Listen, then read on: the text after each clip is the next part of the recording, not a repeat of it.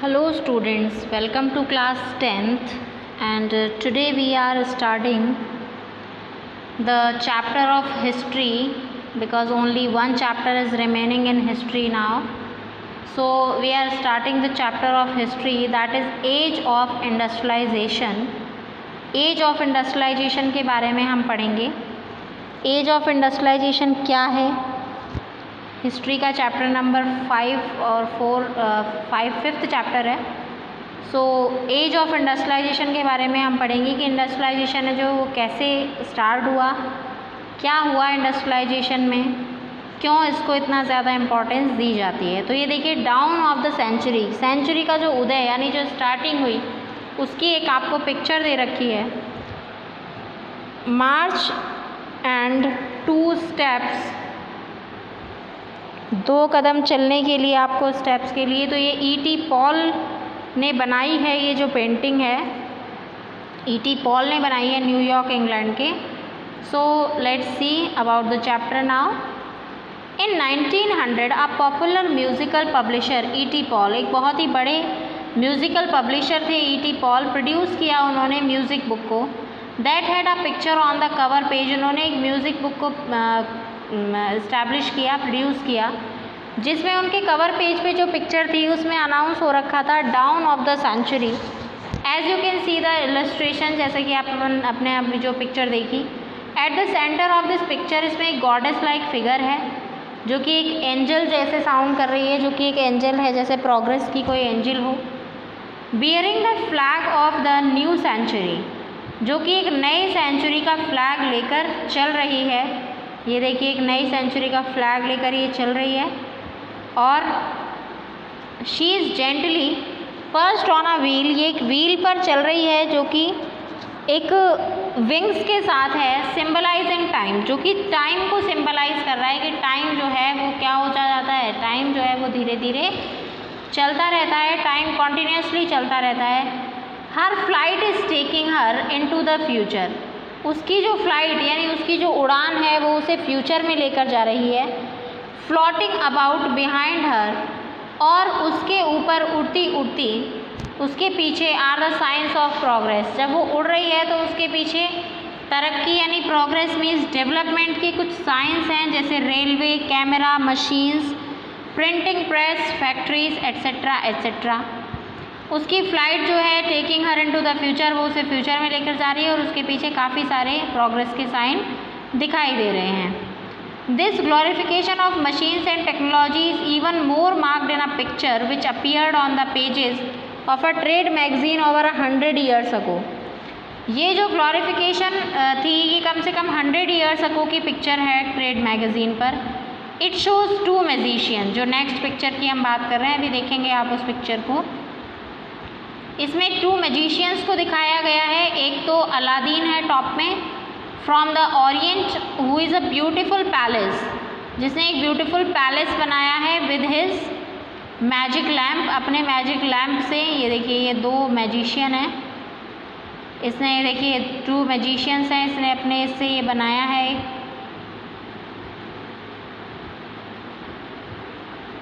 इसको अलादीन कहा गया है. और दूसरा जो है मॉडर्न टूल्स से नए मैजिक कर रहा है, ब्रिजेस बना रहा है, शिप बना रहा है, टावर्स, हाई राइज बिल्डिंग, बहुत ऊंची ऊंची बिल्डिंग्स बना रहा है. तो Aladdin is shown as representing the East and the past. Aladdin जो है वो तो पास्ट को शो कर रहा है. And the mechanic stands for the West and modernity, और मैकेनिक स्टैंड्स जो कि मॉडर्निटी और वेस्ट के लिए है उसको शो कर रहे हैं. यानी कि पुराने टाइम में इतने सालों पहले उन्होंने जो ये पिक्चर बना दी थी, जो आज क्या हो रही है, ये इमेजेस आज बिल्कुल ट्रू प्रूफ हो रही हैं. These images offer us a triumphant account of the modern world. ये जो इमेजेस हैं ये हमें मॉडर्न वर्ल्ड पर जीत के लिए जो खाता हमने खोला उसके बारे में हमें इंफॉर्मेशन देती हैं और ऑफ़र करती हैं. With this account the modern world is associated with rapid technological change. इस अकाउंट के अंदर मॉडर्न वर्ल्ड जो है वो एसोसिएट हो रहा है बहुत ही बड़े बड़े टेक्नोलॉजिकल चेंज और इनोवेशन से. Machines, factories, railways, steam ships, history of industrialisation thus become simply a story of development. री इंडस्ट्रियलाइजेशन की जो हिस्ट्री है वो बहुत ही सिंपल है कि डेवलपमेंट कैसे हुआ। मॉडर्न एज जो है वो वंडरफुल टाइम है टेक्नोलॉजिकल प्रोसेस का।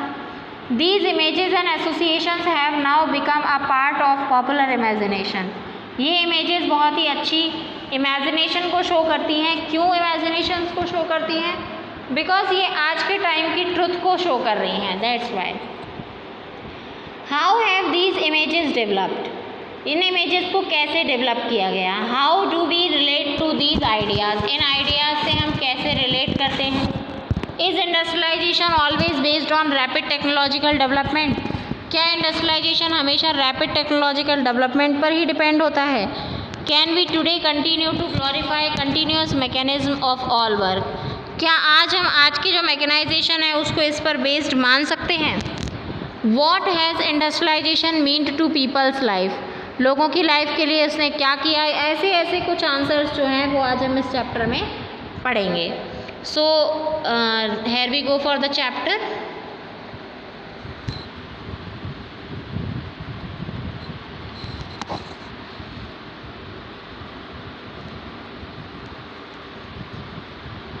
So here we go for the chapter।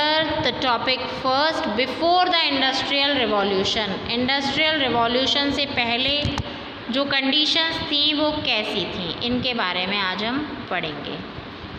All too often we associate, जितनी भी चीज़ें हम इंडस्ट्रियलाइजेशन के थ्रू हम एसोसिएट करते हैं with the growth of factory industry, factory industry की जो हम ग्रोथ ऑफर करते हैं। When we talk of industrial, तो हम फैक्ट्रीज, जब भी हम इंडस्ट्रियलाइजेशन की बात करते हैं तो हम ये देखते हैं कि हाँ हमारे माइंड में सिर्फ क्या आता है कि फैक्ट्री की ग्रोथ हो गई, यानी फैक्ट्री वगैरह का जो सिस्टम है वो अच्छा हो गया है। When we talk of the industrial production, we refer to factory production।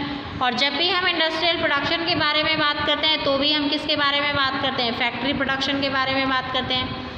When we talk of the industrial workers, we mean factory workers।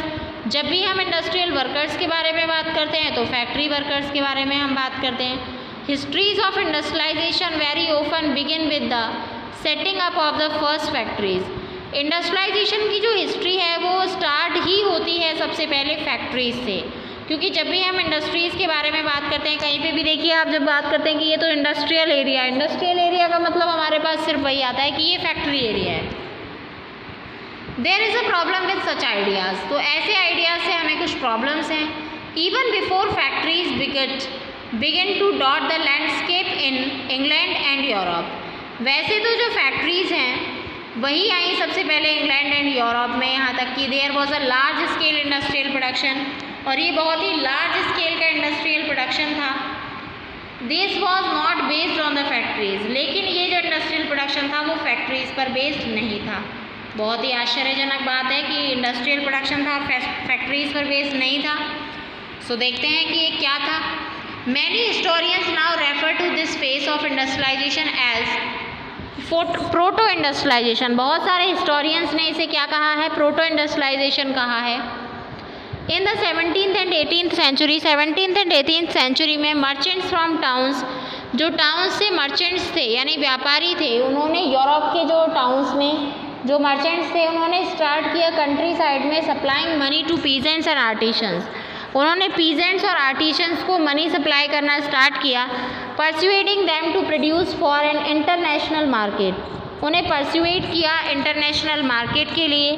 With the expansion of the world trade, with the expansion, उन्हें international market में काम करने के लिए, international market में production करने के लिए मनाया।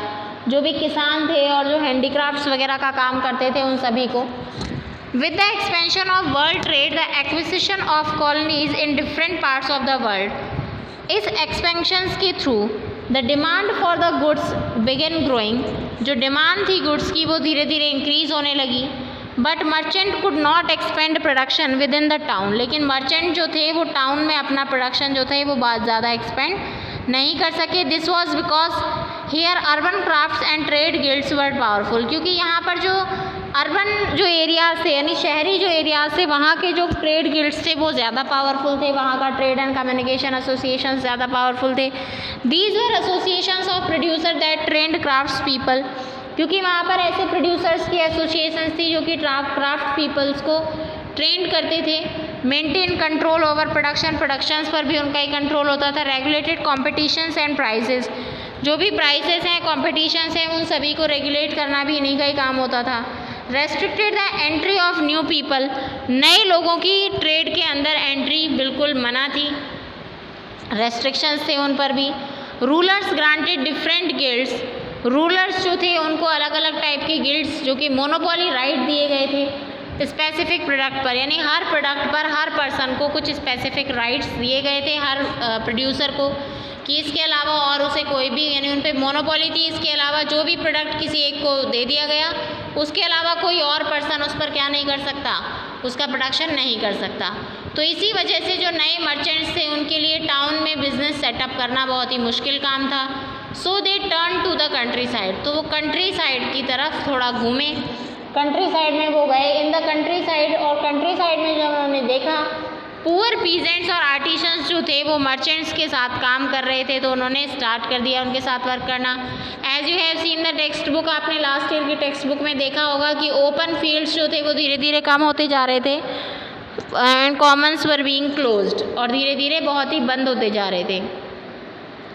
कॉटेजर्स and poor peasants who had earlier depended on common lands for their survival, कॉटेजर्स और पुअर पीजेंट्स जो थे जो कि अर्लियर जो कि डिपेंड थे किस पर, कॉमन लैंड्स पर अपनी सर्वाइवल के लिए। अब यानी कि कुछ फायरवुड कलेक्ट करके, बेरीज वेजिटेबल्स वगैरह कलेक्ट करके वो अपना लाइफ स्पेंड करते थे। Had to now look for alternative sources of income, अब उन्हें क्योंकि कॉलोनियल टाइम की वजह से फॉरेस्ट पर बैन हो गए थे, फॉरेस्ट के अंदर एंट्री करना, तो अब उन्हें नए कुछ सोर्स ढूंढने पड़ रहे थे जिससे वो क्या कर सकें, उन सोर्सेज के थ्रू अपना आजीविका जो है, अपनी जो लाइवलीहुड है उसको कंटिन्यू रख सकें।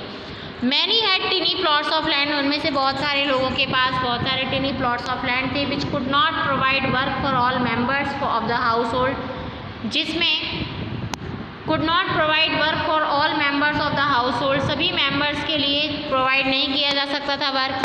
वैन मर्चेंट्स, क्योंकि छोटी छोटी ज़मीनें होती थी और कम कम ज़मीनों पर बहुत सारे लोग जो थे वो एक साथ काम नहीं कर सकते थे, और काम करते भी तो उसका कोई बेनिफिट नहीं होता क्योंकि जब कोई प्रोडक्शन ही निकल कर नहीं आता।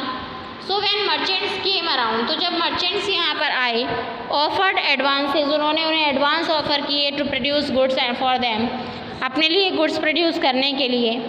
Peasant household early agree, वो बहुत जल्दी एग्री हो गए जो किसान थे। By working for merchants they could remain in the countryside, मर्चेंट्स के साथ काम करने से उन्हें बाहर भी नहीं जाना पड़ेगा, यानी कि कंट्री साइड में भी रह पाएंगे। And continue to cultivate their small plots, और अपने स्मॉल प्लॉट्स पर भी कल्टिवेशन कर पाएंगे, यानी कि उनकी एग्रीकल्चर भी जारी रहेगी, बाहर भी नहीं जाना होगा और उनको एक्स्ट्रा इनकम भी मिल जाएगी। Income from proto industrial production, proto industrial production से जो इनकम हुई, supplemented their striking income from cultivation, cultivation से जो उनकी कम होती हुई इनकम है उसको उसने क्या कर दिया, पूरा कर दिया, और उनको थोड़ा फ़ायदा भी हो गया इससे कि उन्हें ज़्यादा मेहनत भी नहीं करनी पड़ी बाहर जाकर और अपनी फैमिली से दूर रहने की। It also allowed them a fuller use of their family labour resources, और उन्हें अकेले भी काम करने की ज़रूरत नहीं पड़ती थी, जितने भी फुलर एंड फैमिली रिसोर्सेज थे उन सभी फैमिली रिसोर्सेज को ये पूरे तरीके से यूज़ कर सकते थे, यानी कि पूरी फैमिली मिलकर, पूरी की पूरी फैमिली मिलकर उन सभी के जो भी मर्चेंट्स थे उन सभी की डिमांड्स को पूरा किया करते थे with production. Within this time a close relationship developed between town and the countryside, तो ये हम बात कर रहे हैं कि इंडस्ट्रियलाइजेशन से पहले क्या हुआ। तो अगर इस सिस्टम की हम बात करें तो यहाँ पर कंट्री साइड और टाउन के बीच में एक काफ़ी अच्छा जो रिलेशन था वो बन गया था।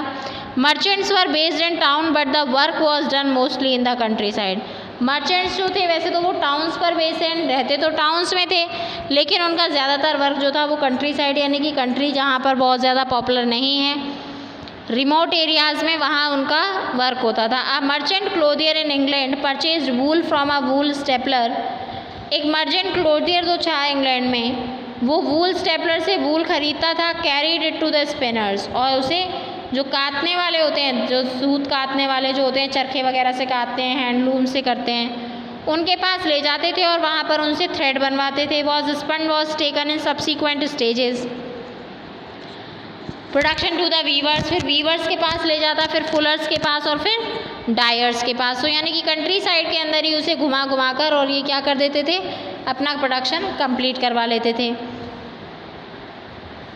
The finishing was done in London, और जो फिनिशिंग होती थी वो लंदन में होती थी। Before the export merchant sold the cloth in international market, export करने से पहले, यानी कि इंटरनेशनल मार्केट में एक्सपोर्ट करने से पहले उन गुड्स के ऊपर जो फिनिशिंग थी वो लंदन में की जाती थी। तो London in fact came to be known as the finishing centre, underline कर लीजिएगा इसको। तो लंदन जो था वो उस समय एज ए फिनिशिंग सेंटर जाना गया। This proto industrial system was thus part of network of commercial exchange, ये जो प्रोटो इंडस्ट्रियल सिस्टम था वो नेटवर्क ऑफ कमर्शियल एक्सचेंज का ही एक पार्ट था। It was controlled by merchants and the goods were produced by a vast number of producers working in within their family farms, not in the factories. इसे control किया जाता था merchants के द्वारा। Goods were produced by a vast number of producer, ज़्यादातर जो number of producers हैं working within their family farms, अपने फैमिली फार्म्स में वर्क करने के लिए, नॉट इन फैक्ट्रीज, फैक्ट्रीज में नहीं। तो at each stage of production 20 to 25 workers were employed by each merchant, her merchant जो था वो 20 से 25 वर्कर्स जो हैं उनको एम्प्लॉयड करता था। This meant that each clothier was controlling hundreds of workers, कि हर क्लोथियर जो है वो कम से कम 100 ऑफ वर्कर्स को क्या कर रहा है, कंट्रोल कर रहा है। तो ये बहुत इम्पॉर्टेंट था कि एक मर्चेंट जो है वो इतने सारे लोगों को क्या कर रहा था, कंट्रोल कर रहा था। एक क्लोथियर 100 ऑफ वर्कर्स को कंट्रोल कर रहा था। इस तरीके से ये जो प्रोडक्शन था वो चल रहा था। अब नेक्स्ट हम बात करते हैं कि ये तो हमने देख लिया कि इंडस्ट्रियलाइजेशन इसे भी हम कह सकते हैं। अब हम बात करते हैं कि फैक्ट्रीज तक कैसे आना हुआ इंडस्ट्रियलाइजेशन का। तो फैक्ट्रीज तक आना यानी कि हमारे माइंड में जो भी प्रोडक्शन है, तो ये तो फैक्ट्रीज तक आने से पहले की बात है। और हमारे माइंड में जब इंडस्ट्रियल प्रोडक्शन की हम बात करते हैं या इंडस्ट्रियलाइजेशन की हम बात करते हैं तो हमारे माइंड में सिर्फ फैक्ट्रीज आती हैं। तो ये फैक्ट्रीज तक किस तरीके से हम पहुँचेंगे, तो नेक्स्ट टॉपिक होगा हमारा that is the coming up of the factories, की फैक्ट्रीज तक हम कैसे पहुँचें। And about this topic we will study in the next class. So thank you, have a nice day, read this carefully till now. यहाँ तक ध्यान से पढ़िएगा क्योंकि बहुत इम्पॉर्टेंट है ये, और ये क्वेश्चन भी आता है हमेशा कि ये जो मर्चेंट्स और टाउन्स हैं, इंडस्ट्रियल फैक्ट्रीज़ के आने से पहले इन लोगों ने किस तरीके से अपने जो ट्रेड एंड कॉमर्स है उसको जारी रखा, और फिनिशिंग सेंटर क्या था, लंदन था। तो इन चीज़ों को आपको लर्न रखना है, एग्ज़ाम में काफ़ी बार ये क्वेश्चन आ चुका है। सो thank you, have a nice day.